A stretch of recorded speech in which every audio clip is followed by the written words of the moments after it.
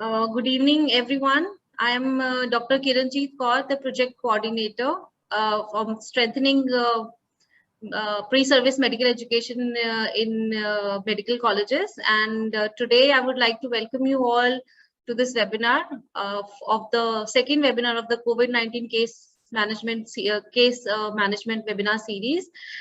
Today we have a lecture from Dr. Bharti Joshi. She is an assistant professor in the Department of Obstetrics and Gynecology, and she is a nodal officer for COVID-19 in PGI Chandigarh. And her area of expertise are infertility, endoscopy, and now definitely COVID-19. And she has received like silver medal for her MD in PGI Chandigarh and many renowned awards as well. And I would like to welcome Dr. Bharti to take her session.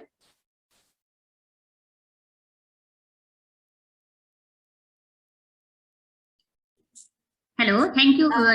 Ma'am, before that, I would like to welcome Dr. Kirti Iyengar to please deliver an inaugural address.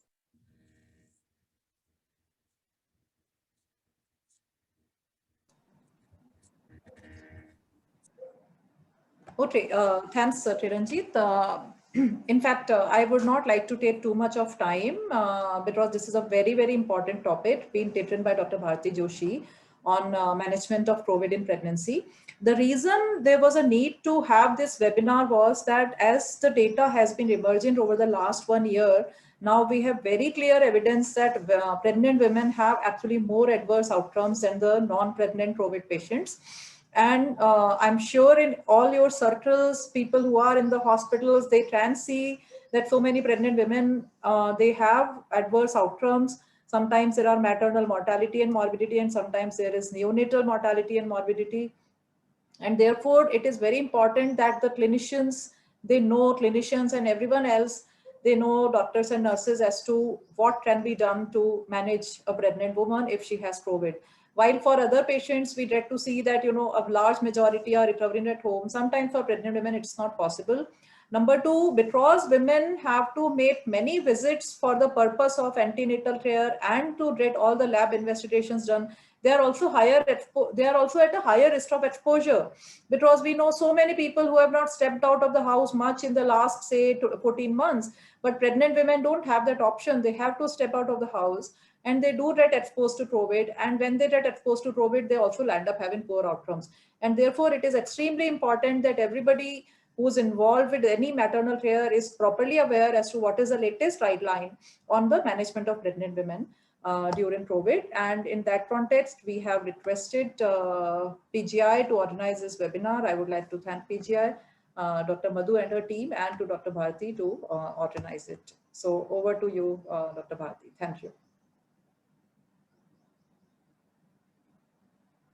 Dr. Kiranjeet, should I proceed or?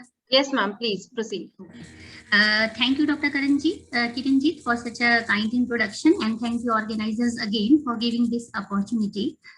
Now I'm going to share my screen. I think, is it okay? Yes, ma'am. Okay, right. So good evening all. So now I'm going to talk on the current strategies of COVID-19 management in pregnancy.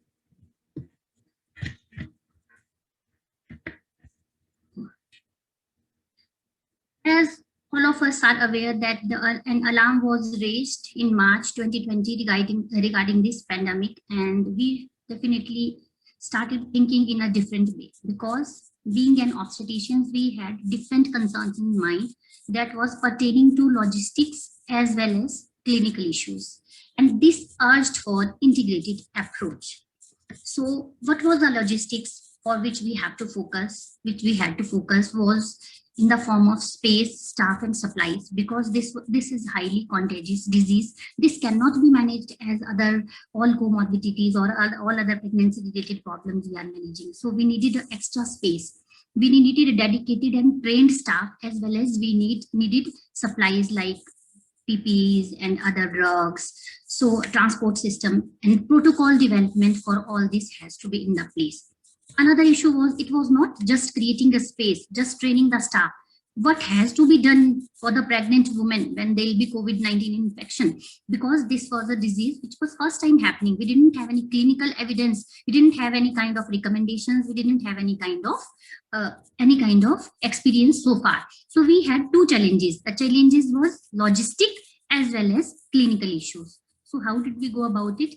First, we need to understand that there are cardiorespiratory as well as immune system changes in the pregnancy. That's why our population is also said to be a vulnerable population for any kind of communicable disease. Why this happens? Because we know in our body there are two types of helper cells. There are type 1 helper cells and type 2 helper cells. These type 1 helper cells basically help us to fight against viral infections. So normally anyone who has enough number of T1 helper cells, they can fight with the viral infection. But now let us see the change in the pregnancy. Pregnancy is not an immunosuppressed state. It is the immunomodulation state actually. What happened? There is a T2 type of dominance. T1 cells, they become less and T2 cells automatically become more. This is just to protect the fetus. This is a natural adaptation of pregnancy so that there should not be a rejection of allograft. To protect the fetus, somehow there are biased T2 dominance, but this leaves any pregnant woman for vulnerable to viral infections because she'll have a less number of type 1 helper cells. So she's going to have a cardiorespiratory changes in the pregnancy, she's going to have a renal changes in the pregnancy, and she's going to have a immunomodulation in the pregnancy. So being an obstetrician, now we think that definitely we have to be at differently because there are so many changes which are not there normally in pregnancy. And another thing, it was a scare definitely in the mind, and we didn't have a very good experience so far from previous viral infection which was there with H1N1 as well as SARS-CoV-1 as well as MERS-V1. So in that we have seen that higher mortality, at least 10 to 15% was seen. So we were little scared how to go about this, how to go for logistics and how to go for the clinical management. So let us see. What was the experience so far? Because we were scared, we tried to go for the segregated care system. We developed a triage area. We developed the area to manage for the COVID negative women. We developed the area to manage a COVID suspect females, and we developed the area to manage a COVID positive women. So by the end of 2020, we could learn and we could experience that pregnant women with SARS-CoV-2 virus have not fared much worse than their non-pregnant counterparts. And almost all of us had the similar experience. So we were little happy that the women are coming to us. We are just testing them because they are pregnant, and as per ICMR guidelines, they needed intervention. And we are testing them, and 95-99% of them are asymptomatic. And very negligible vertical transmission rate because we are thinking about mother and we are simultaneously thinking about the fetus. And most of us in the beginning, we were not very clear. We thought when she will exhale, she will cry in the labor, she may have a aerosol generation. So most of us went for the cesarean section for the first time, and then definitely the cesarean rate increases. And effect of COVID-19 on fetus also, we also looked for it. We didn't find any kind of teratogenicity. We did not find any kind of preterm labor, stillbirths, and any kind of vertical transmission, which was very significant. But is it the same with the second wave? No, probably no, because FIGO also has agreed with the same findings that severity of disease is also high, and pregnant patients this time are more symptomatic. They say the absolute risk of COVID-19 pregnant female will be like a general population. It's not like that she's a pregnant, she is going to acquire more infection. But if she is acquiring this time, she is going to be more sick this time. So let us see what PGI data has, what is our experience for this kind of two waves so far. If we see from April 2020 till date, all the pregnant postpartum women who has come to us, they were nearly 5,160. And out of them, total 350 so far has tested positive. We did cesarean in 180 patients and vaginal delivery in 89 patients.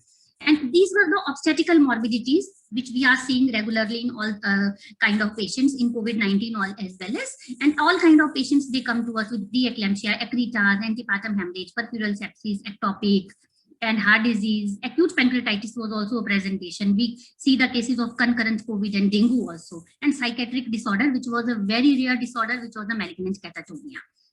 Now, with the first wave, let's go now. That is from April 2020 to Feb 2021. Because by that time, the cases were slightly trickling. We hardly had case in last 15 days of Feb, and January we hardly had 10 cases. So by that time, we felt that everything is going to be smoother now.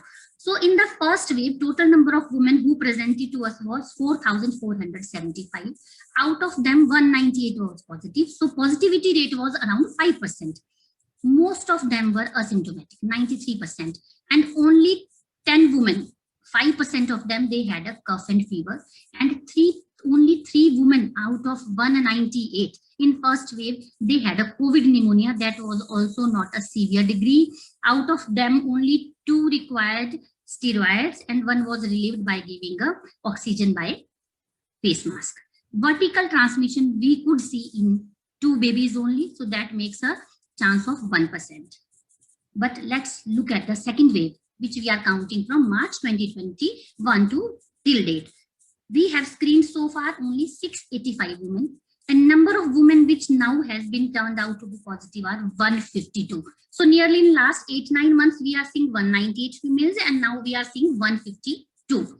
The positivity rate has definitely increased to 22%. Asymptomatic are only 60 out of these 152, making only a 39% of total chunk.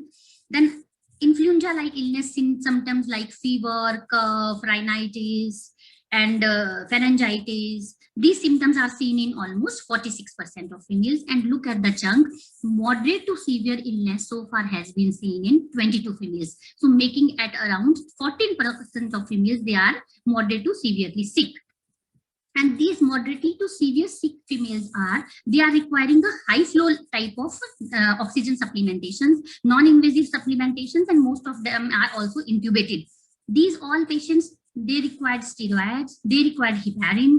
11 of them were given also remdesivir, and out of these female, 4 also given tocilizumab. Last night also we have given to 1 more patient, so now it makes 5 pregnant females. If we look at the outcome of all these severe disease, out of these severely sick females, we have lost 5 so far. The women who received tocilizumab, they are now 5. 3 have recovered well, 1 had mortality. 2 of them have delivered, and fetus does not have no fetus has shown any kind of immunosuppression or any kind of congenital malformation. 2 are still antenatal and they are doing good. So this is a trend, and look at the trend now. For the past 3 months, the peak is like this. In May so far also we have nearly 50 cases. So this was the peak last year. That was maximum cases we had in September. They are nearly 36. And now look, in May only, by this date, we have nearly 50 patients. So now looking at all our experience and looking at all the guidelines, definitely we need to update now our COVID-19 strategies regarding pregnancy. So let us look how RCOG is saying, what ICMR is saying, what are the interim guidelines, what are the recovery data is saying so far, that what exactly has to be done with these females, because now we all know that they need a kind of intensive care. So first of all, we need to categorize the pregnancy as per ICMR categorization. As such, ICMR has categorized into 4 categories. They say any healthy, young, without any comorbid, non-pregnant person, that can be male or female. If they come out to be positive, they are in category A. But in pregnancy, because of being an immunosuppressed or immunomodulator state, they straightway say that pregnancy goes into a category B. So as such, our category goes up for the categorization for the management. So now as the pregnancy is in category B, so any female, we need to consider her as a high risk than the category A. So what is required? Any female who comes to us, whether asymptomatic or symptomatic, we need to know her history detail-wise, that is pertaining to COVID symptoms as well as obstetrical symptoms. So this is a National Institute criteria for defining any kind of COVID-19 illness. And they say this categorization you can apply for a female, pregnant female also. So we have taken the categorization from this kind of NIHE severity criteria, and look how we can divide the patient who has been tested positive, the pregnant female who has been tested positive for COVID-19. That category B1, they are saying any female, like she has someone else in her house positive, she is a pregnant female, she has also tested positive, or any female you planned for induction, you planned for delivery, and you all advised her COVID test and she has come out to be positive. So these are the females who routinely required any intervention for their pregnancy, but somehow they have tested positive, but otherwise they are asymptomatic. Or sometimes it can be a mild sore throat. It can be a rhinitis, or it can be just a loss of smell or loss of taste. So these all are taken as a very mild symptoms. We need to know there are two types of respiratory symptoms for anyone. They are the upper respiratory symptoms. They can be just a pharyngitis, they can be just a rhinitis, or there can be like sneezing. They say upper respiratory symptoms are not so much representation of any sickness. Asymptomatic pregnant or any female who is mildly sick, she say I am just having a pharyngitis, I'm just having a sneezing or rhinitis. So they are the ones who are in the category B1.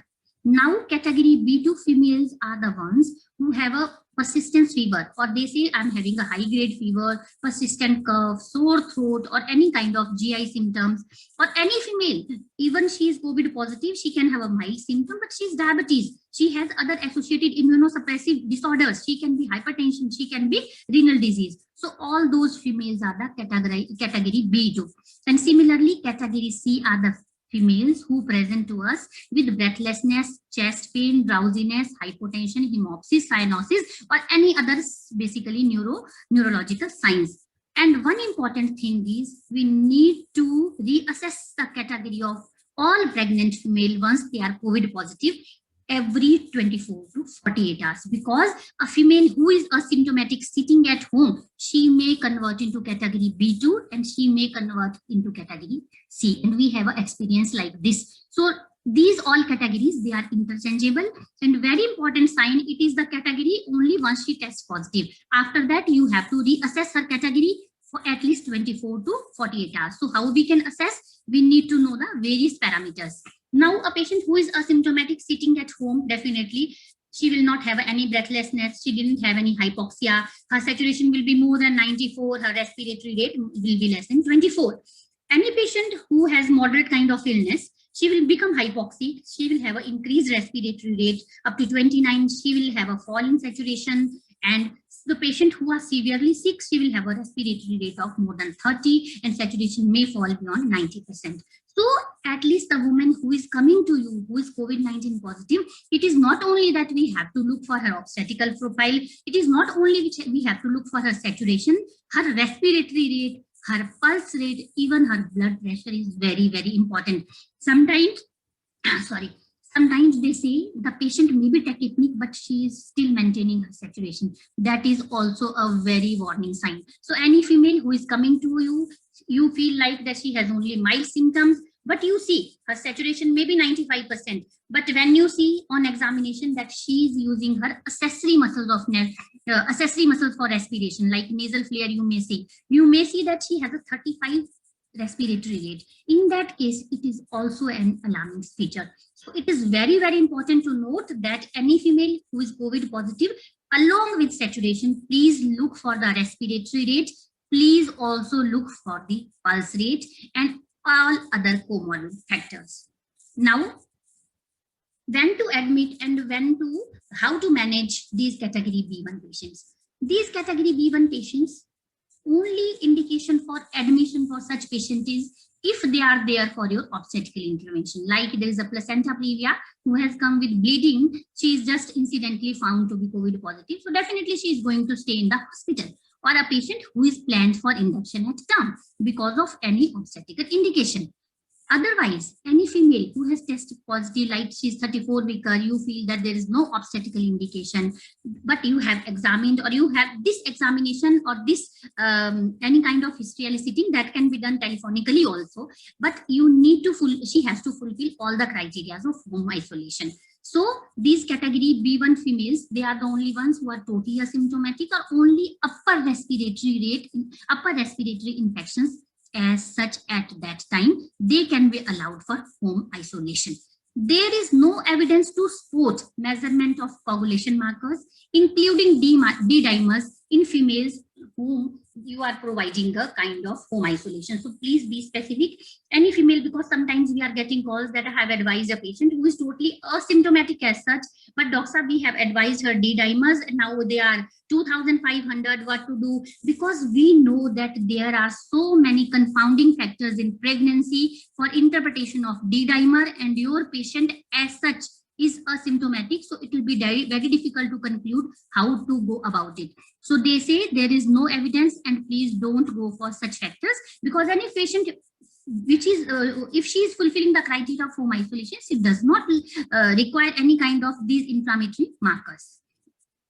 Now, the important concern here is that any patient you are advising home isolation, either she can visit to you in person, you have tested her, she is positive, you can give all the instructions, or it can be a kind of telephonic discussions. And what exactly is there? You have to make a kind of checklist for such patients. And this is very, very important. That checklist has to include everything, that what she has to look daily for all parameters, and what are the alarming features which I have already elaborated. So that should include her daily SpO2 monitoring, and that is said to be 4 to 6 hourly.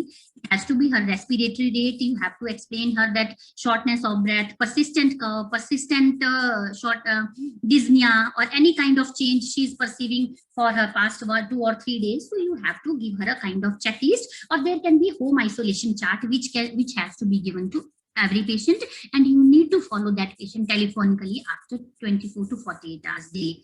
There must to do the walk test. We need to know that despite pregnancy, in last trimester, respiratory rate is not increased, because there is a kind of thing that her tidal volume is increasing, her minute ventilation is increasing, and this is trying to compensate the physiological changes in the pregnancy. So she will have the normal respiratory rate as other non-pregnant females have. So they can also be taught to do the walk test. This walk test is that you need to tell her that do it at least once if she's comfortable. She can take a 40 steps, or she can do it for 6 minutes as a normal pace. She doesn't have to run. For her normal, as her normal walk, she has to do it for 6 minutes. And what she has to do, first she has to note her daily baseline saturation, and now after walk test, she has to again note the saturation.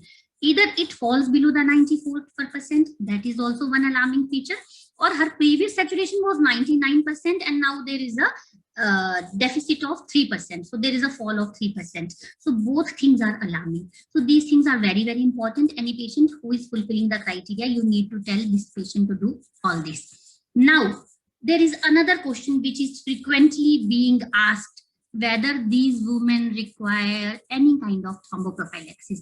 What I said is D-dimer as such is not required for any asymptomatic female, but is thromboprophylaxis is required? Here we need to visit our RCUG guidelines, our SUG guidelines for these females, because sometimes even a patient who is not COVID-19 positive, she is also given thromboprophylaxis during her antenatal period, because she has so many risk factors that make her susceptible for thrombosis in pregnancy, because all of us know that pregnancy is a thrombogenic state. So what RCUG has clearly said, that even a patient who is in home isolation, please do her VT scoring, venous thromboembolism risk assessment.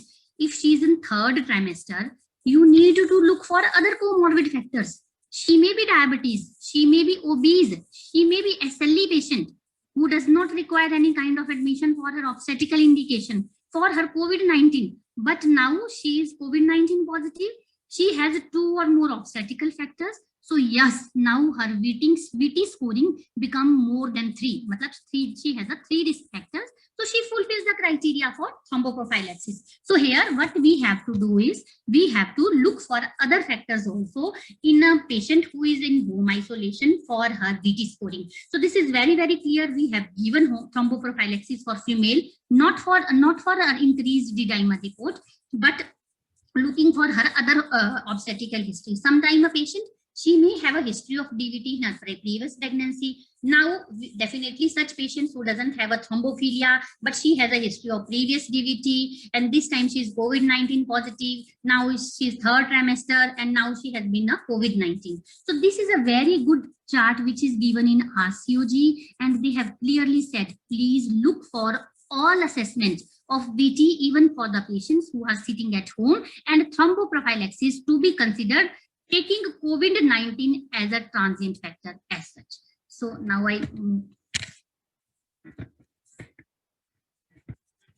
sorry, I'm not able to move my screen.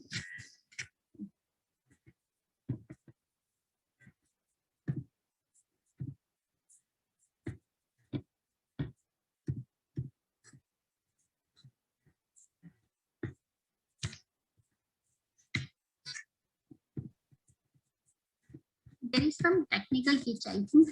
Yes, ma'am. I'm not able to move my screen. I think. Can you just? Do you want to share? Do you want to share the presentation again, or is this a part of your presentation? No. I think I'm not able to move this slide again. Should I stop sharing and then again? Ma'am, please try and use the arrows in the keyboard. Because actually it's not moving.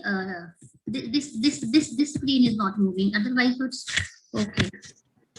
Because can I stop it and again share? Yes, ma'am. Please reshare it. Because sometimes there can be. Sorry. So, I hope this should. No, I think I need to go back and then. Ma'am, try and use the arrows on the up and down arrow on keyboard. That will work. I think you just give me 1 minute. Okay. I'll again move to this slide and then go to the next slide. I think that should work. Yes, ma'am. Click on the slide and then move, ma'am. Yes. Is it visible now? No. No, ma'am. Please reshare it. Okay, just wait. I think it is hanged or something. Something has gone wrong.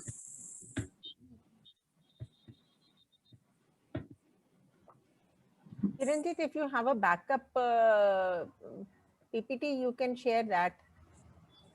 Is it visible now? Yes, ma'am. Yes, ma'am. Okay. I think it's working now.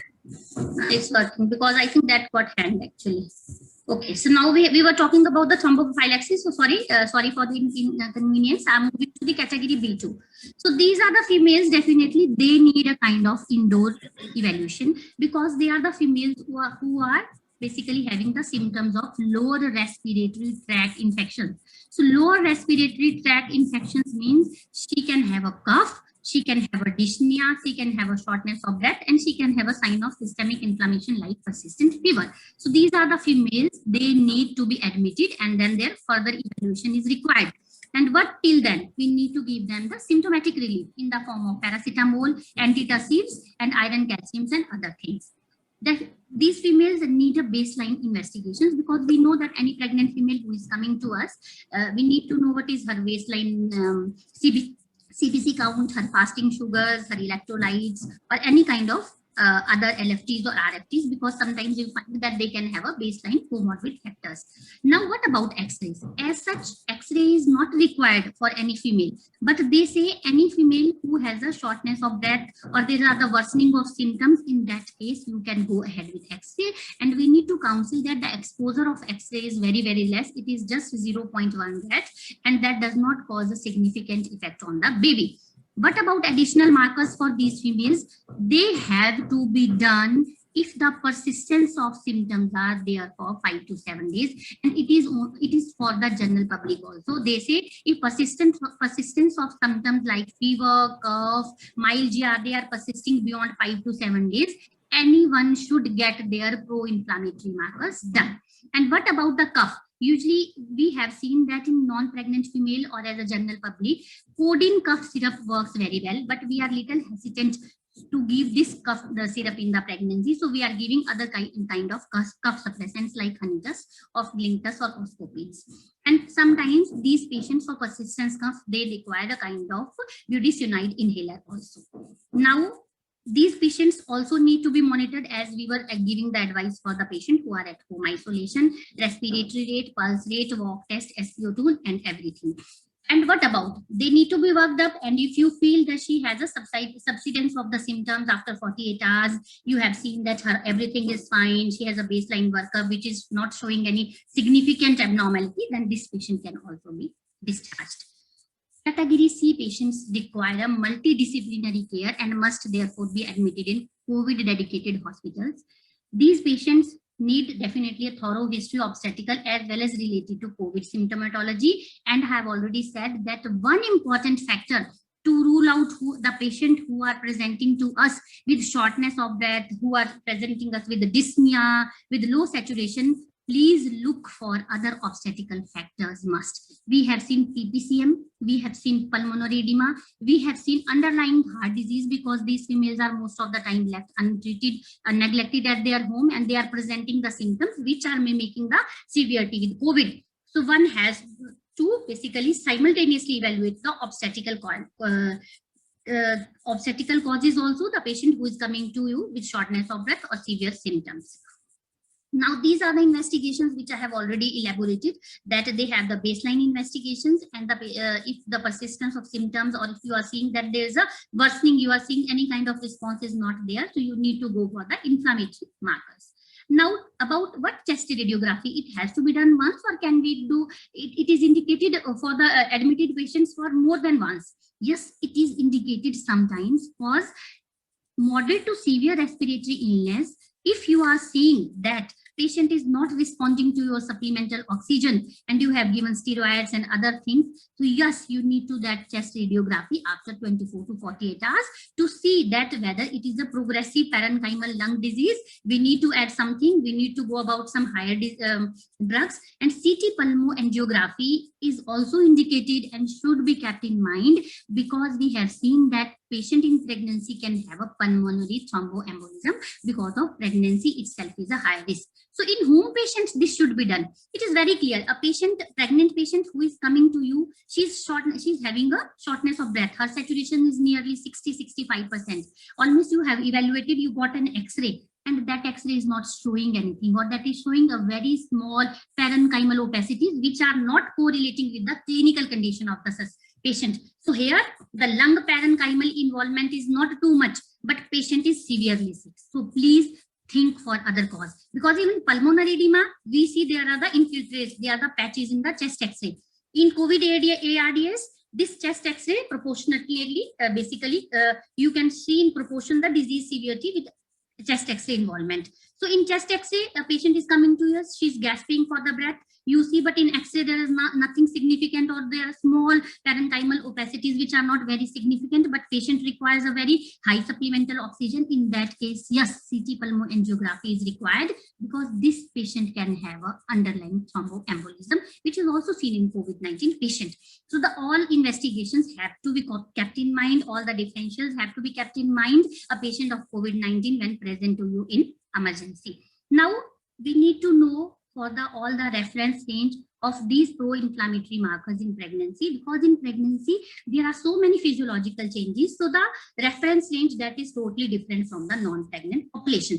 So in CRP, usually we take it significant more than 75, sometimes in literature it has been said to be more than 100. Similarly, D-dimer as such, if you look for the non-pregnant females, it is said to be up to 500, it can be normal, but in pregnancy, see in the last trimester, we have seen up to 3,300 microgram is also said to be normal. Similarly, ferritin above 300 is taken to be as abnormal.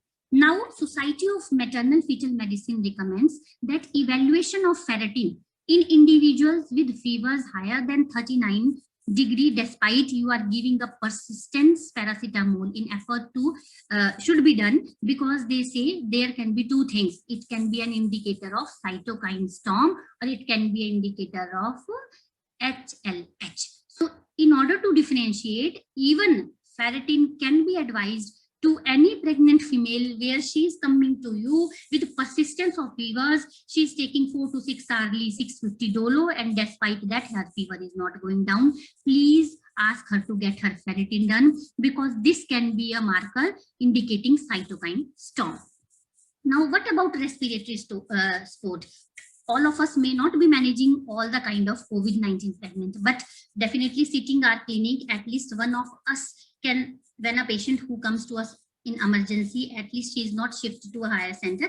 By that time, we need to know any patient who is coming to us, what kind of oxygen supplementation she will require if she comes to you and she is oxygen deficient, she is dyspneic, her oxygen saturation is less than 94%, because even being shifting to her COVID dedicated center will take a time. So I will just go through a small briefing of how to give a respiratory symptoms.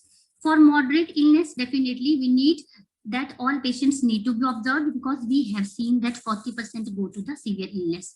And for the respiratory patients who are critical illness, they need to be in the COVID care centers. Now, I'm just going to show, look, these are the types of oxygen supplementation which we are using in our hospitals for giving the oxygen to any female. So all of us are aware about the low flow oxygen supplementation. By nasal cannula, we can give 1 to 6 liters.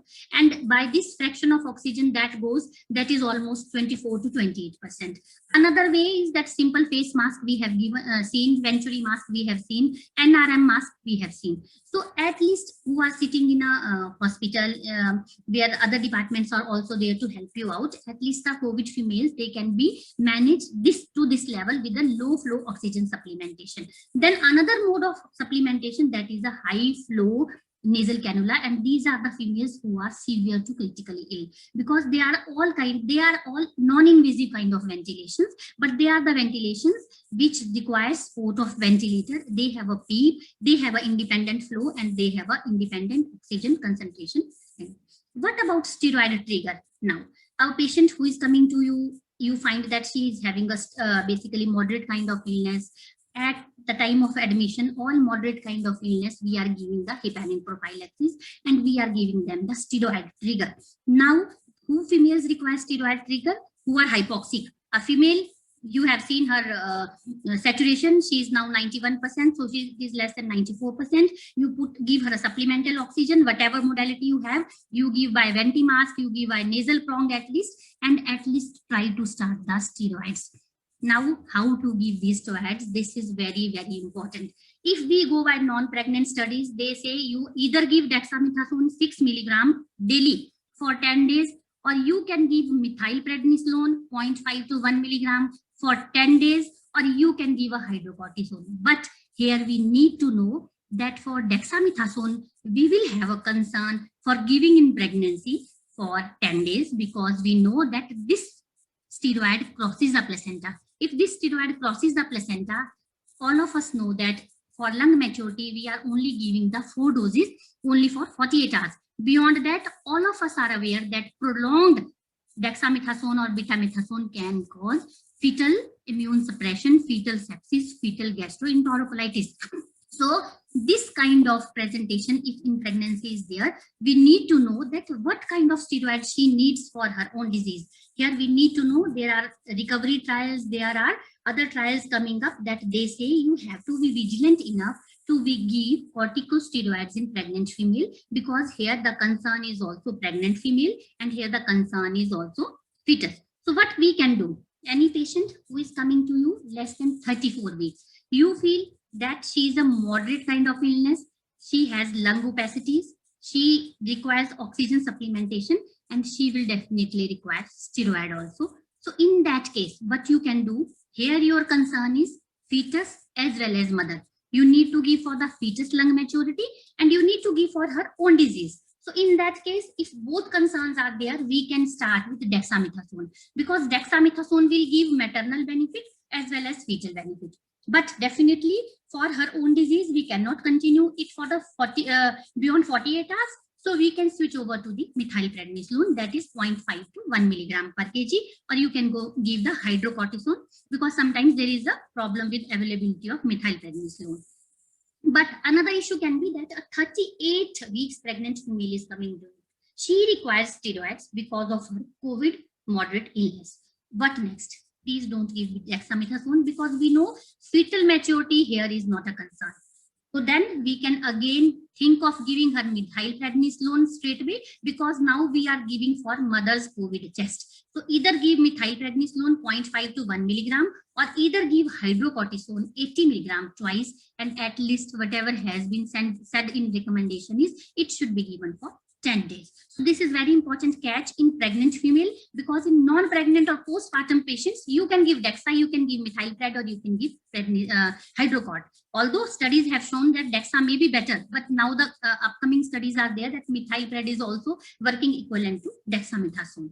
So these are the various studies. And what about heparin? Any patient who is admitted with moderate illness, she has to be given heparin. And they say this heparin should continue at least postpartum period up to 10 days. And sometimes the patients who are critically ill, who are intubated, who require higher level of oxygen supplementation, they have a higher level of inflammatory markers. We have given therapeutic heparin to these females, because we have seen in many patients or are they have a D-dimer level of up to 25,000. So this is about low molecular heparin, and VT scoring have already talked about. What about these COVID-19 therapies, other antiviral like? They say we didn't have any trial. We didn't have enough trial to say that you use remdesivir, use tocilizumab. But there is a emergency use authorization. So emergency use authorization is there for remdesivir. It is there for the basically for the tocilizumab also, and for the convalescent plasma also. Antibiotics, yes, antibiotics to rule out, to avoid the superadded infections. If you find that she has a procal level of more than 1, if you find her TLC levels are there, persistence fever is there, in that case, we are using either IV azithromycin or injection ceftriaxone to avoid the superadded infections.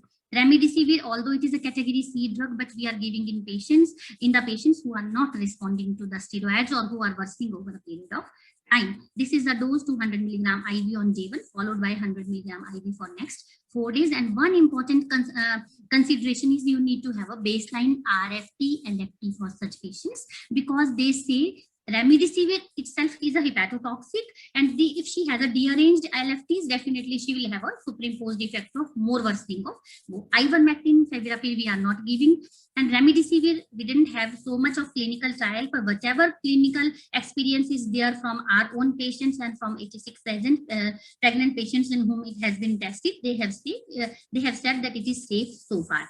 Tocilizumab, yes, we have a clinical experience. There is a day-by-day cases we are giving to it, and we have not seen any kind of adverse effect in the baby also. But important considerations while giving tocilizumab is only in cytokine storm, and there should not be any underlying sepsis, because it is causing a immunosuppression. So if there is an underlying sepsis, it is going to flare that. Similarly, convalescent plasma, we don't have much experience, but it can be given if it is indicated for the mother. Now, when to deliver? Decision for delivery only on obstetrical ground. Yes, there can be decision for delivery in patients who are severely sick.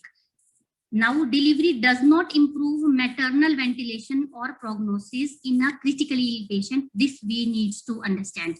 We have seen a patient who is 28 weeker, 25 weeker, 26 weeker who requires intubation for her own COVID chest. In that case, don't think that this delivery is going to improve her maternal ventilation, because with the 26 weeks pregnancy, with the 28 weeks pregnancy, we have done the prone ventilation also. So literature says that in early gestation, usually before 32 to 34 weeks, it is not that taking out the baby is going to improve her maternal ventilation, but what they exactly say that although delivery does not improve maternal ventilation or prognosis in a critically ill patient, priority is always to give adequate respiratory support with frequent assessment of clinical worsening as long as fetus status is assuring. Any patient who is coming to 35 weeks, 36 weeks, where you feel that fetus is totally salvageable, in that case also, please, any patient who is coming to in distress, you have put a mask, now you think that she should be delivered. No, it is not like that. First, we need to take care of her respiratory symptoms. Yes, simultaneously, we need to look for the fetus. If fetus is totally fine, first, please give her total respiratory support and see how she is responding to that respiratory support. Only indication is that you have given any kind of oxygen supplementation, which I enumerated. You started from venti mask, you have gone to non-breathing mask, now you have gone to non-invasive ventilation, her oxygen requirement is increasing, her FiO2 is increasing, everything increasing, and now you feel that she is not responding. You have done everything, you have given steroid, Plexin, remdesivir, you have identified that she is in cytokine storm, and you have tried tocilizumab also. And you see that fetus is okay, but mother is not responding because her clinical condition, her respiratory failure is worsening. In that case, what is said to be that if intubation is required with immediate proning, in these cases, they are the cases who are beyond 34 weeks, where you feel that this is now the time to intubate a mother. And after intubation, there is a concept of prone ventilation, which is going to improve the ventilation as such in all. So if that concept is there, in that case, they say in these females, the delivery should be planned for pregnancies at or near term and considered for any patient in third trimester. So this is a very important catch line. We need to understand that all females with respiratory distress does not require delivery. They require delivery only fetus is at term and where all other respiratory supportive measures have failed. Now, what about intrapartum care for any COVID patient? They need all kind of fetal monitoring, SpO2 and everything. And breastfeeding, definitely postpartum, we have to, all of us are aware that we are allowing room in, and then again the post LSCS or VT scoring, we need to give them heparin, oral hydration, ambulation and everything. Now coming to the COVID-19 vaccination for pregnant and breastfeeding. Till now, GOI has released advisory 3-4 days back. Now they have approved it for the lactating mother, but we are still struggling for the pregnant females. There is a representations from so many bodies, IMA and other, and FOXI to the government that please approve it for the pregnant females, but still that advisory still has to come. But at least we got an yes note from the GOI that one can go ahead with the vaccination in lactating mother. And what about vaccination status? UK, in US, UK, Canada, everywhere they are happy. They have done vaccination in so many patients and they have given 2 doses as per their scheduled, and they have found that enough antibodies postpartum period in cord blood, in fetus and everything, and they say that vaccination administration should be done. But definitely we have some glitches because of we feel that our vaccines are based on certain different criteria and we have started it on only clinical trials, but we may have recommendation for administration after sometimes. Thank you so much.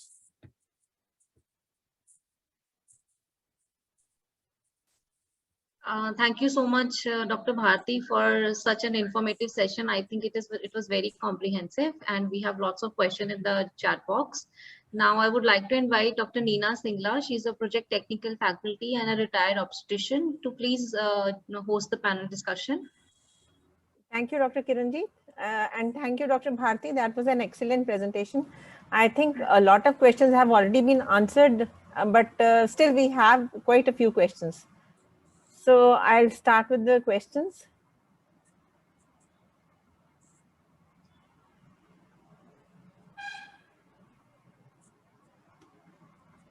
I think what about vaccination? I have already elaborated. Yes, you've already answered the question.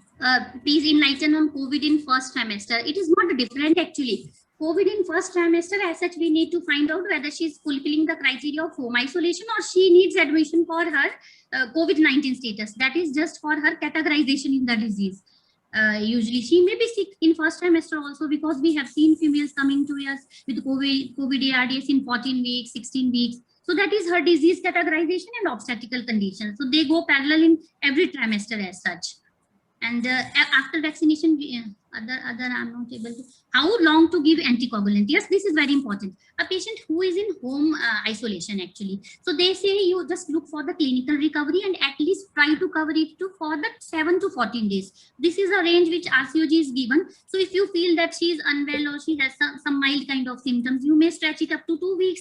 But what they have given the range is 7 to 14 days. So you can stretch it to 7 to 14 days. That is the range they have given for the home isolation patient. And for the patient who are admitted, yes, they have said any patient who is admitted with you need to give the anticoagulation for during the time of her admission and even till postpartum period 10 days.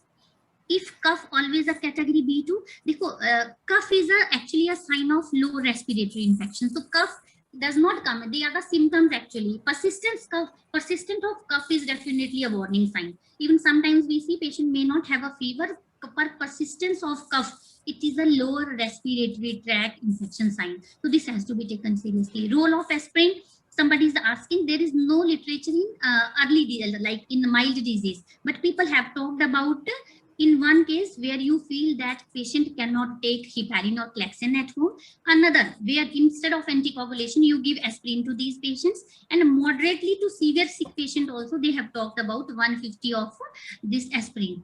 Then if postpartum progesterone, yeah. So somebody has asked, is progesterone safe to be given in COVID pregnant patients? Dekho, progesterone is thrombogenic. One need to know what is the exact indication of progesterone, because progesterone is also a thrombogenic potential. So we need to weigh this, because most of the time we have seen that we are giving the progesterone unindicated. So progesterone to pregnancy mein वैसे ही बहुत है. So we need to actually analyze why she is getting it. Is she getting it for the cervical incompetence, where we have not thought of putting it the cerclage and we are giving it parallel? Because hardly any pregnancy require progesterone as per the guidelines. Even in twin, they say there is no indication. So the indication has to be, and you have to weigh the risk versus benefit as such. And the important thing is COVID-19 is always a transient infection. It is not a persistence of infection. So for those 2 weeks, you can just think of whether what is exactly the status like. And role of Alticimib, listen, there is EUA approved nothing, but remdesivir people have tried. Treatment of persistence cough, I have said this budesonide inhaler we have used in pregnant females also. It is okay. Isofloxacin, so there is no rule as such in normal pregnancy also. And 24 weeks pregnancy, dyspnea, SpO2 98, yes, nasal prongs 99%. Low, till she is hospitalized. Any patient low molecular heparin till she is hospitalized, and they say even discharging after hospitalization, the risk of thromboprofile is there, so at least for 10 days after discharge also. Chances of mucormycosis, I have not seen a single patient so far of mucormycosis in our setup, 350 patients. And I was searching for the literature, I could not find any mucormycosis, because mucormycosis, there are so many risk factors also, underlying comorbidities, immunosuppressions and other things, and we are not using high dose steroids in our patients. One has to be very vigilant. Please, dose is only 0.5 to 1 milligram, and don't give it too much in any case. How many patients are having bleeding on Clexane? I don't understand the kind of Clexane, because if a placenta previa, yes, we are basically, then we can say in that case, just make patient ambulatory, ask her to take Panteo fluid, and you can give stockings in these patients who are the patients who are having bleeding. Ma'am, one question is that should the patient deliver if there is an IUD in COVID positive patient? Any risk of sepsis? No, listen, we have experience. Some people say that IUD at least, but we have not seen any kind of, coagulopathy or IUD in severe sepsis in a patient until membranes are ruptured. Until membranes are ruptured or patient has some kind of focus of infection elsewhere. Because we have experience, and the one experience which we have seen in this second wave is that we have seen till date 5 IUFD due to COVID-19 in last 15 days. 5 IUFD in COVID-19, and out of them 3 females have a typical features that presented like a cholestasis of pregnancy. And one patient was very sick at the time of admission. We did not intervene for IUFD because we were very sure that membranes are not ruptured. She requires care for her health, and IUD patients most of the time goes into labor. We just have to monitor for the PTI and platelet, which we usually do for the patients. So I don't think that as such a fresh IUD causes any kind of deterioration in COVID-19. So first, please be focused on the COVID treatment also. So Dr. This patient, Dr. Bharti, I have a question. You said you had 5 IUFDs in the last few days. Yes, so what was the reason for the IUFD? The COVID-19 was the reason, or it was just? We are trying to look for the literature. I'm telling you that for 3 patients, we had a similar profile changes. Like these patients have a baseline LFT is normal in the antenatal period. Sudden decreased fetal movement during COVID-19 infection, they have a high-grade fever, 2 patients, but all the patients have a dearranged LFTs and increased bile salts. So this presentation was the cholestasis in 3 pregnancies. No one has a CMF, no one has a IUGR, no one has any kind of Doppler insufficiency, which is the reason for IUFD. So for 2 patients, we could not as such establish the cause, but for 3 patients, total similar profile, that they have a transaminitis which was nearly severe. 600-700 की range में उनका LFTs were dearranged, and they have bile salts more than 10. So they presented like a cholestasis which causes sudden IUFD. And one important thing is sometimes hyperpyrexia can cause hypoxia of the baby. So we don't have enough literature to say, but this time our observation is still saying that we are seeing more IUFDs. And one patient herself is a faculty in UCMS Delhi. So she was a knowledgeable doctor. Her ultrasound 3 days before is totally fine. Now she has a sudden decrease for moment.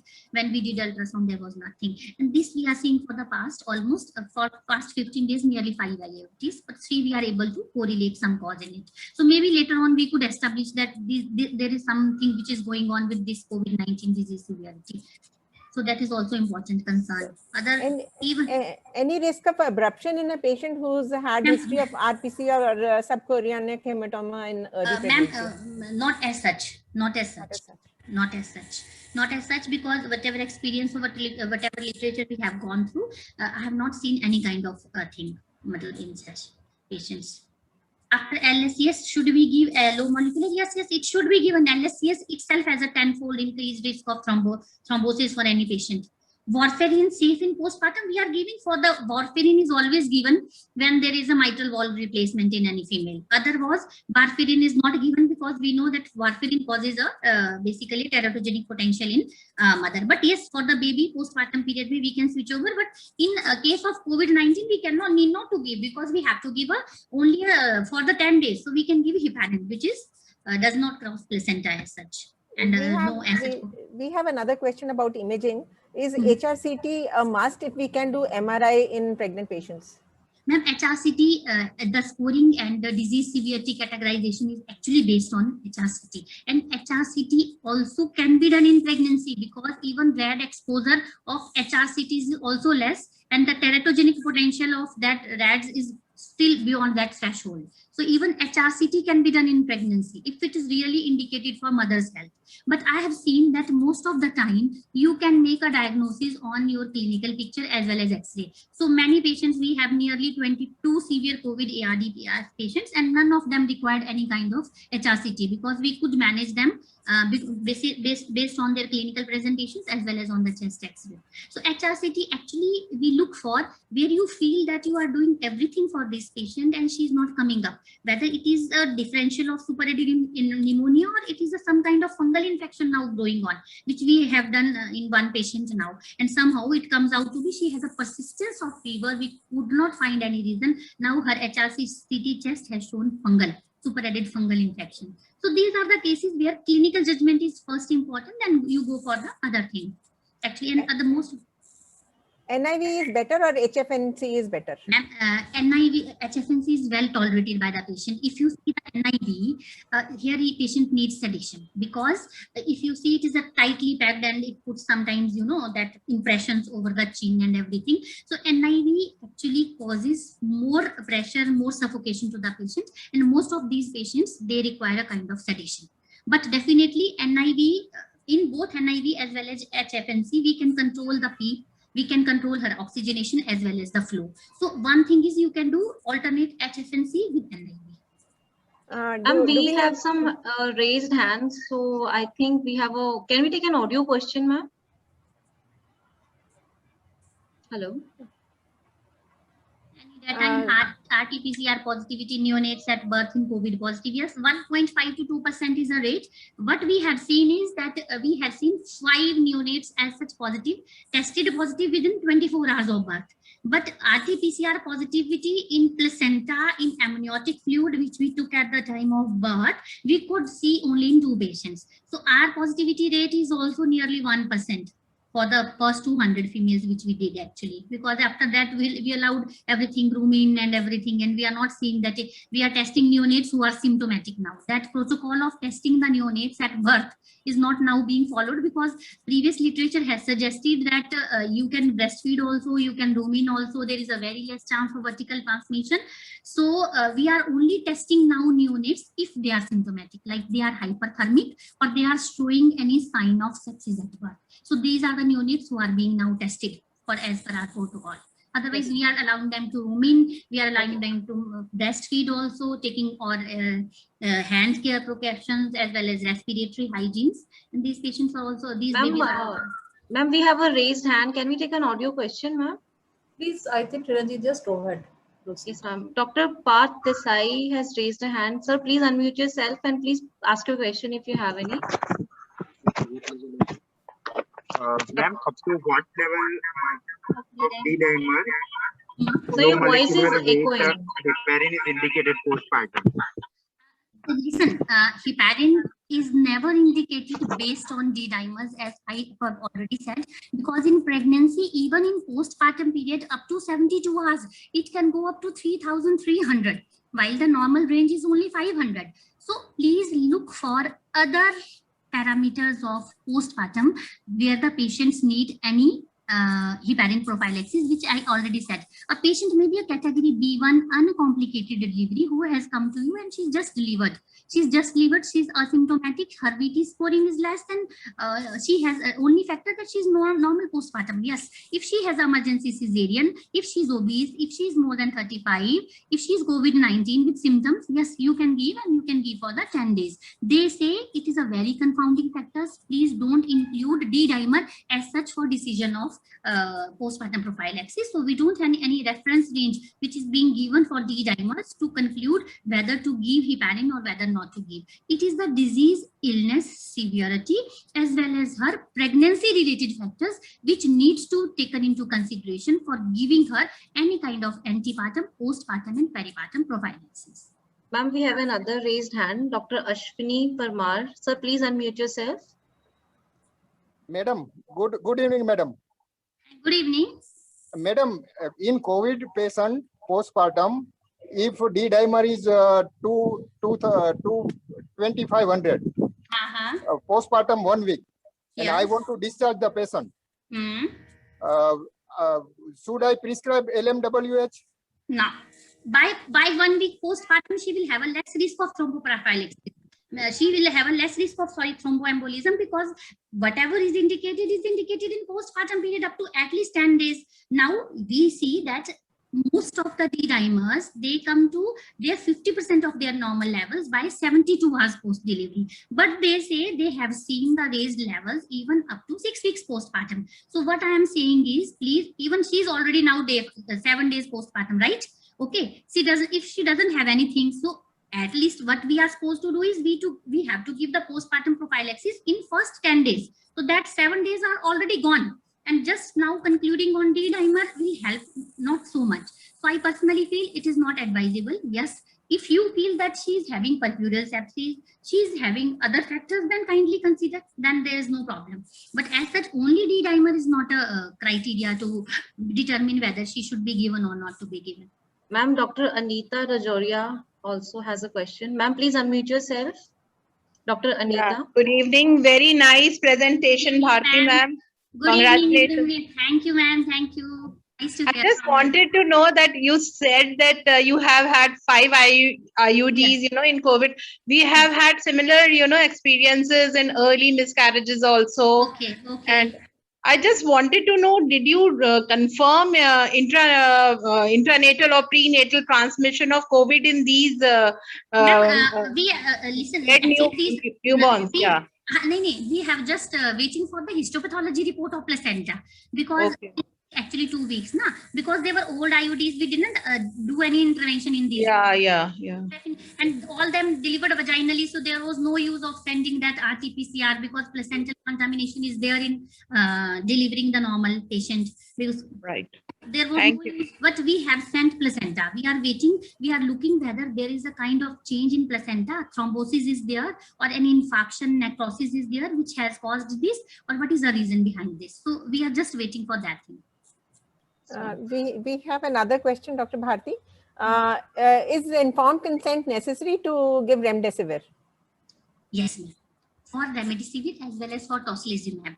Actually, they have a, ma'am, definitely, because whatever we are trying, this is a EUA, emergency under recommendations drugs we are using. So whenever we try a drug which are not very sure of, we have taken consent for remdesivir as well as tocilizumab, because they have said that there is a kind of registry, and even UT administration is asking daily report that please you share which patient you are giving remdesivir. So need to share the data.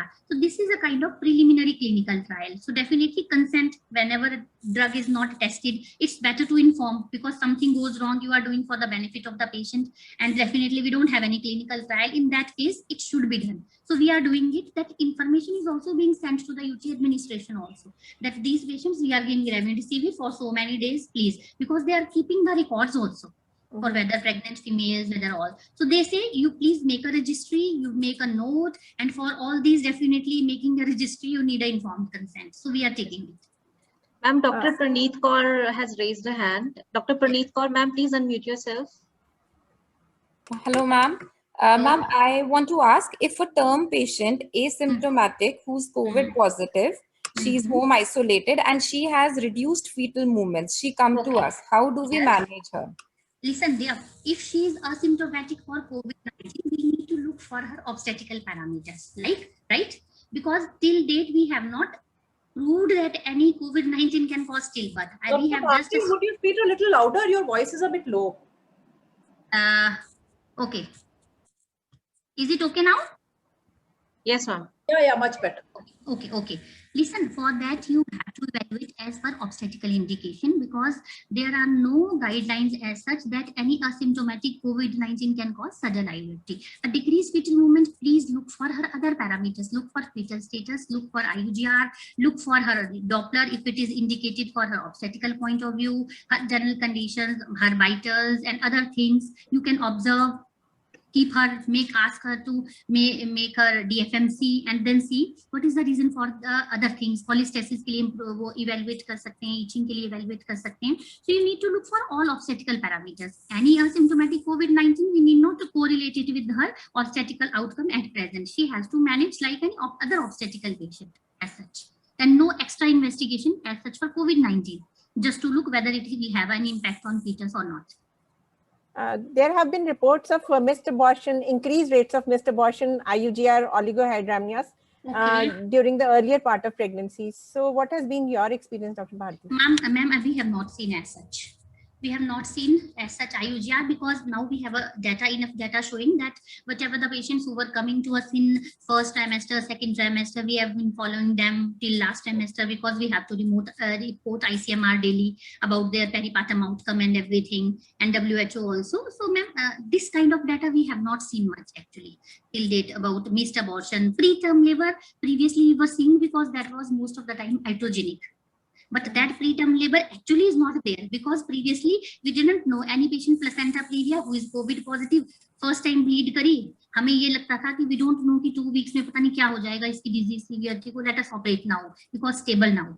But that things are not there, because now we know that the things are better and we know how to go ahead with the go. So that preterm labor was most of the time iatrogenic, and as per our experience also, I have not seen any missed abortions, much more missed abortions related to this COVID-19 or any kind of other IUGRs due to placental insufficiencies. Dr. Praneeth Kaur has another question.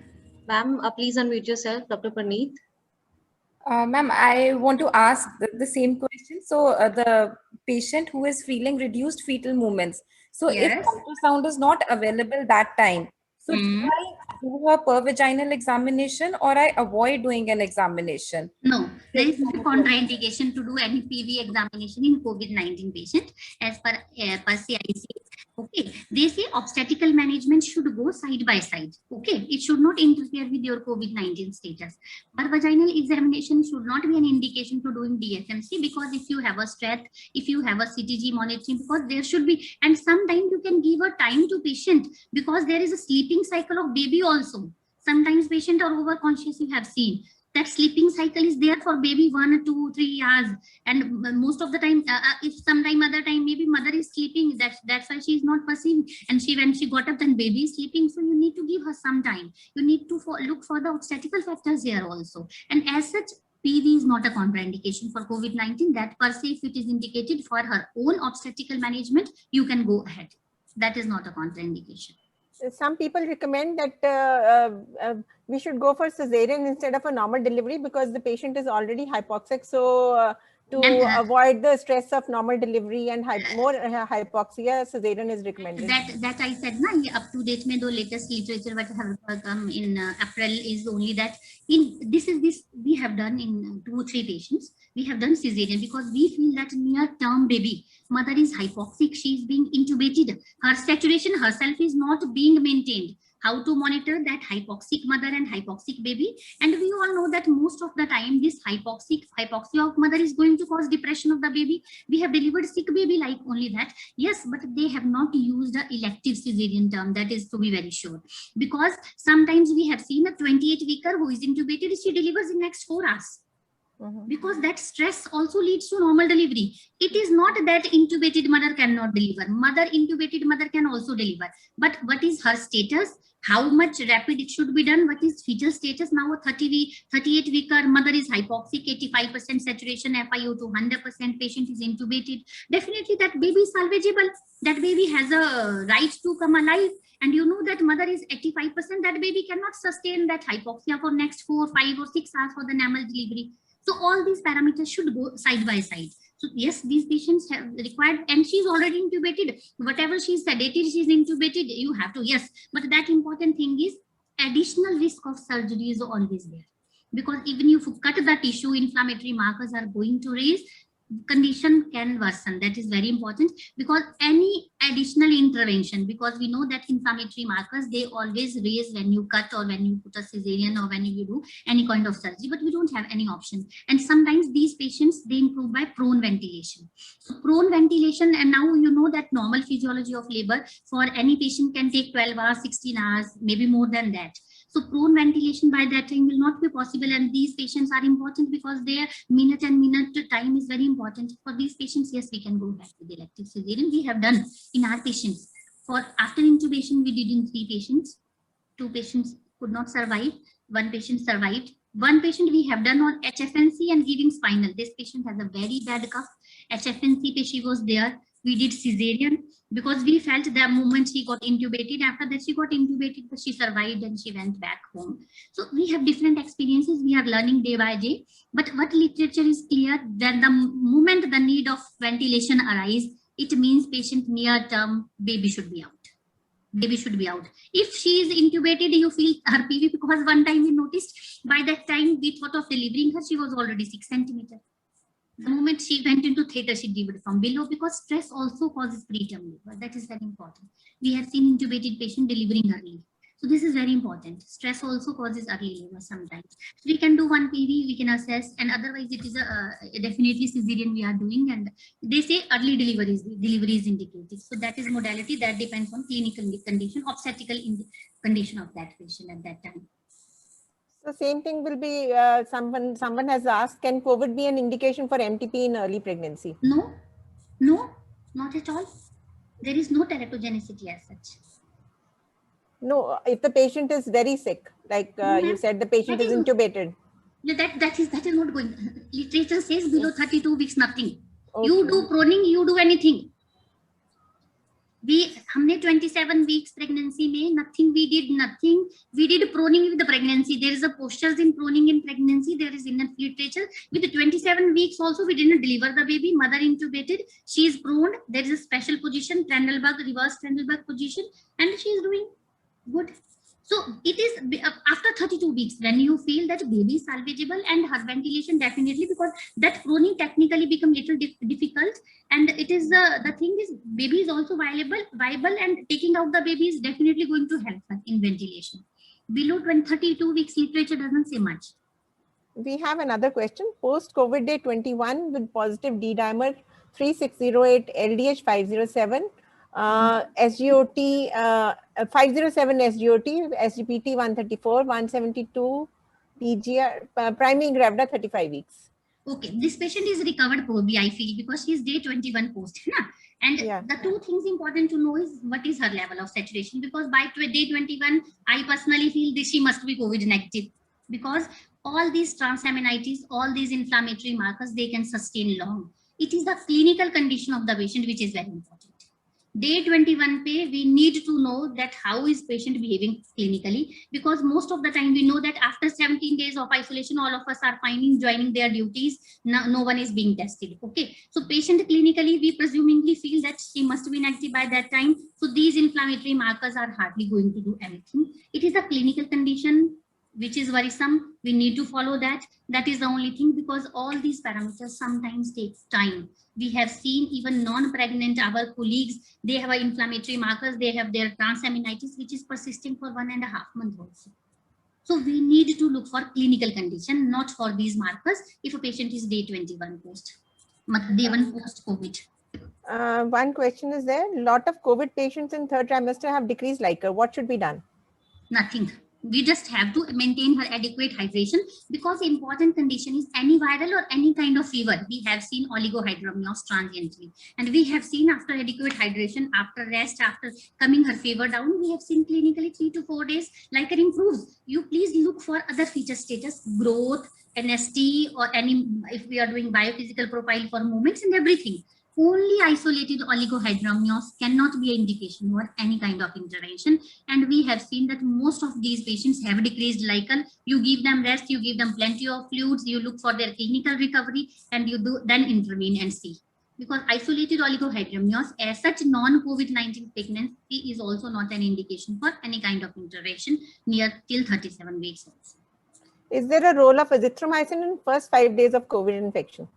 And as such, antibiotics are not there as per guidelines also. They are only if you expect there is a kind of superadded infections. Although in our protocol, the patient who are having a fever or everything, so we are giving them for the antibiotic coverage. But as such, they say look for the TLC, look for the procalcitonin, or look for any chest X-ray. You feel that there is superadded pneumonia. For these cases, IV azithromycin or IV ceftriaxone we are giving. But as per institutional protocol, what the sick patients, moderate to sick patients are coming, we know that they will be managed in a ward, they will be managed in a pandemic ward, where may not be the strict sepsis may be there. So institutional protocol, definitely we are giving them IV antibiotics at the time of admission, because most of them otherwise develop sepsis over a period of later. Okay, so this is otherwise viral infection never require any antibiotics.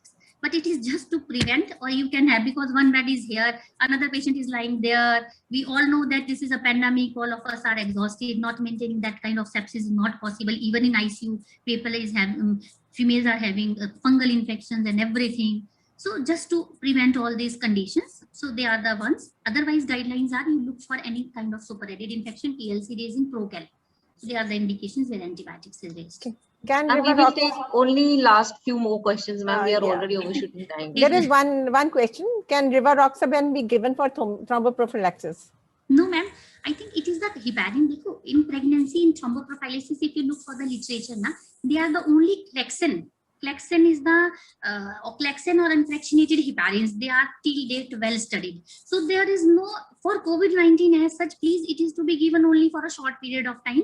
And we are comfortable with unfractionated more at the time of admission, because we know that sometime this patient may require obstetrical intervention. So whenever a patient comes to us, 38 weeker, 36 weeker, severely sick, yes, give heparin, give everything. Please give unfractionated first. Give heparin, unfractionated one, because by 6 hours or next 8 hours, you decide that she requires intubation and she requires delivery of the baby. By that time, we should be comfortable, because this unfractionated heparin, we need a gap of only 6 hours, while fractionated low molecular weight heparin, we need to gap of 12 hours. We may not have enough time. So first what we do for these obstetrical patients, we go for low molecular unfractionated heparins. And when we feel that there is no obstetrical intervention, we can switch over to Clexane also, because we know that Clexane has a predictable response, which unfractionated heparin don't have. And we have much studies saying that thromboprophylaxis may pregnancy may only heparin has a good evidence. So we are still comfortable in pregnancy with this kind of heparin. So that is also for the non-COVID-19 pregnant females also. Any cutoff POG for proning? Ma'am, I already said, they say whatever literature has come 32 to 34 weeks. Before 32 weeks you can do. So Kiranjit, any more Yes, questions? Ma'am, I think that we'll take that as the last question, because we are already overshooting time. And I would really be thankful to all the participants who have joined with us. If you have more questions, I have one hand raised by Dr. Meenakshi, our expert faculty. I think I can take that one. Hello, ma'am. Dr. Meenakshi, please unmute yourself. Yeah, am I audible, Kiranjit? Yes, ma'am. Yes, ma'am. I just wanted to make a comment here, just a take-home message. It's a very nice lecture, a beautiful lecture taken by Bharti. I mean, just listening to, the questions raised by gynecologists, I just wanted to make a take-home message that any essential obstetric care is not to be postponed or just because of the patient is COVID positive. I mean, a woman who is complaining of decreased fetal movement, she has to be managed as same as she is to be managed as a COVID negative woman.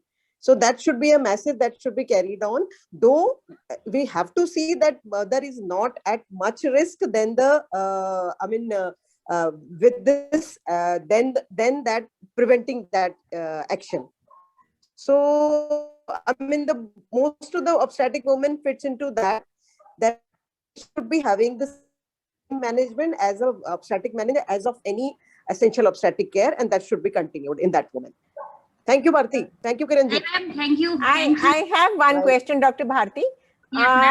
Is there any change in the protocol for antenatal checkups now that this wave of COVID-19 is more? They have said for the pregnancies, I think for gestation age, they say patient must be at least has a 4 antenatal checkups, 12, 20, 28, and then 36. This was in the last wave. What I mean, the latest, I think latest also till date, whatever I attended, it is the same only. 4 antenatal visits at least must, 12, 20, 28, and then 36.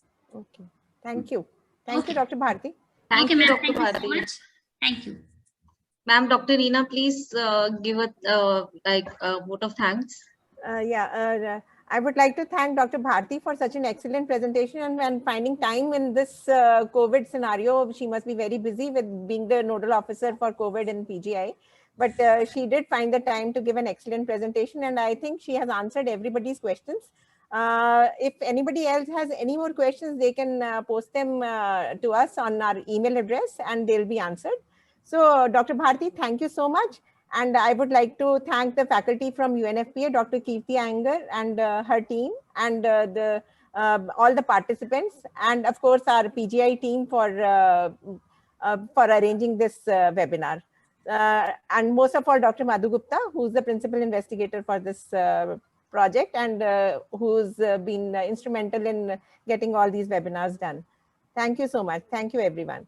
Thank you. Thank you. Thank you so much, everybody. I would also like to announce that as a part of the webinar series, COVID-19 management, next webinar is being planned on neonatal management of COVID-19.